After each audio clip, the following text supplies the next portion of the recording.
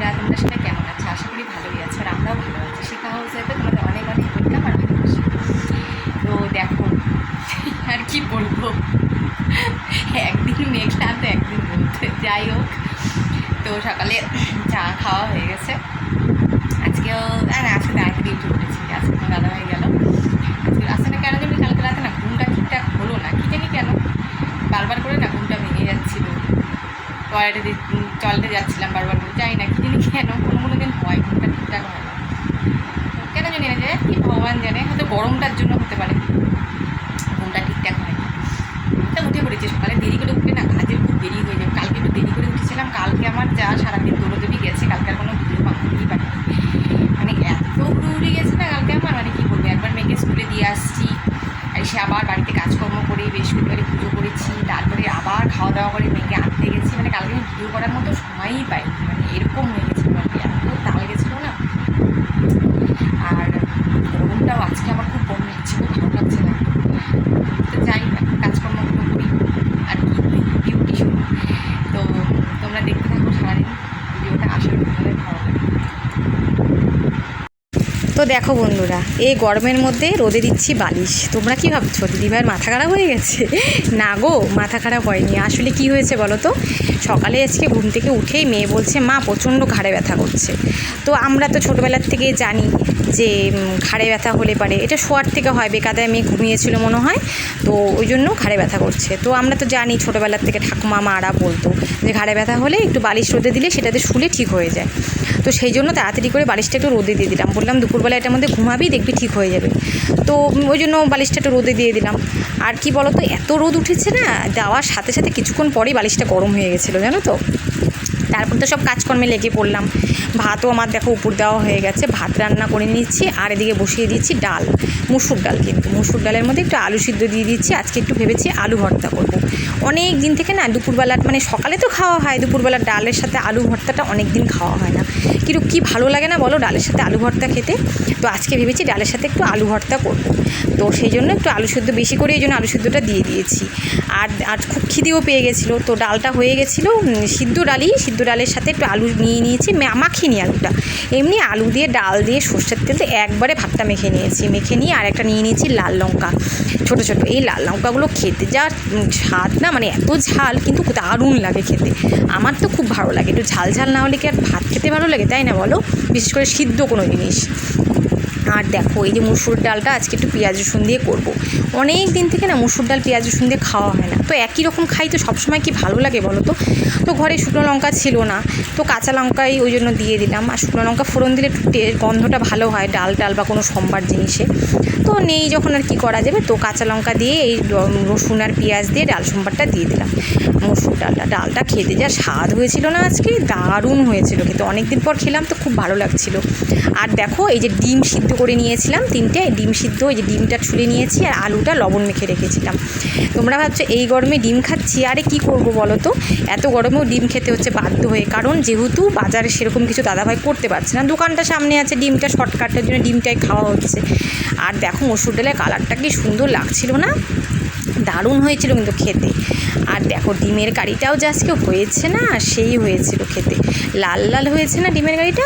এটা কিন্তু কোনো মশলা মানে কাশ্মীরি মিষ্টি কিছু দিইনি, একটু ম্যাগি মশলা দিয়েছিলাম, তো ওই জন্য কালারটা এত সুন্দর হয়েছে, খেতেও খুব টেস্ট হয়েছিল। তো বন্ধুরা আবার বিকেলবেলা চলে আসলাম তোমাদের সাথে কথা বলতে। দুপুরের পরের ভিডিওটা কন্টিনিউ করতে পারিনি, মানে তখন খাওয়া দাওয়া করলাম, কাজকর্ম শেষ করে খাওয়া দাওয়া করলাম, স্নান করলাম, খাওয়া দাওয়া করলাম করে তখন আর ইচ্ছে করছিল না ভিডিও বানাতে। আর শরীরটা ক্লান্ত লাগছিল, পুরো গরম করে দেবো কেমন ক্লান্ত লাগে না শরীরটা। তারপরে খাওয়া দাওয়া করে একটু বসেছিলাম, জানি তোমরা খাওয়া দাওয়া করে সজাগ করে আমি ঘুমাতে পারি না, একটু বসেছিলাম, তারপরে একটু ঘুমিয়ে যেত। গলাটা না আসলে কি ঠান্ডায় যে জলগুলো খাচ্ছি না, মানে ঠান্ডা জল খাচ্ছি, পুরো গলা বসে বসে যাচ্ছে। তারপরে যাই হোক, তারপরে একটু ঘুমিয়েছিলাম, তারপরে ঘুম থেকে উঠে সন্ধ্যা দিলাম, সন্ধ্যা দিয়ে না ভাবলাম না তোমাদের সাথে কথা বলি, ভিডিওটা তো শেষ করা হয়নি দুপুরবেলা।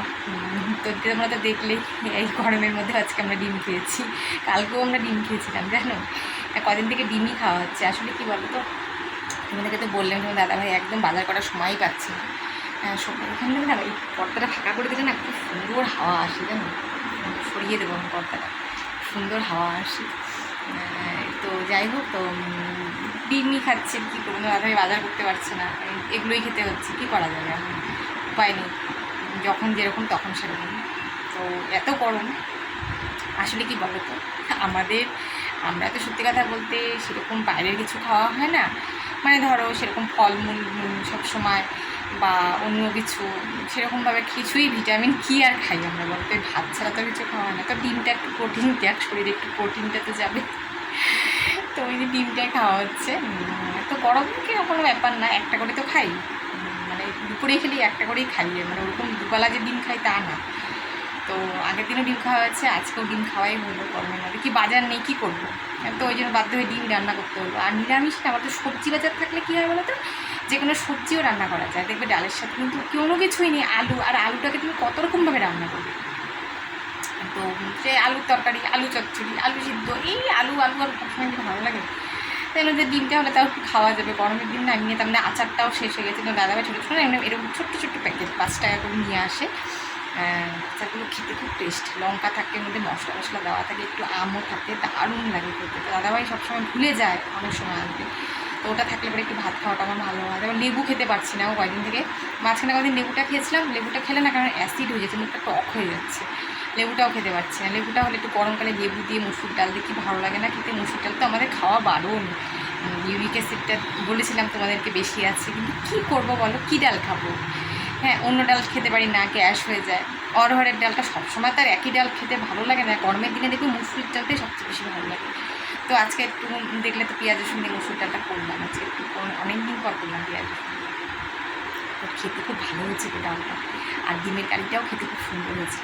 ডিমের কারিটা তোমরা লাল লাল দেখলে না, এটা কিন্তু কোনো লঙ্কার গুঁড়ো কিছু দিইনি, কিন্তু একটু ম্যাগি মশলা দিয়েছিলাম, আর হালকা একটু এইটুকু 1 চিমটি চিনি দিয়েছিলাম, ওই জন্য কালারটা ভালো এসেছে আজকে। কিন্তু না ডিমের কারি কেমন লাগবে তোমাদের দেখতে অবশ্যই জানিও, খেতেও কিন্তু খুব টেস্ট হয়েছিল।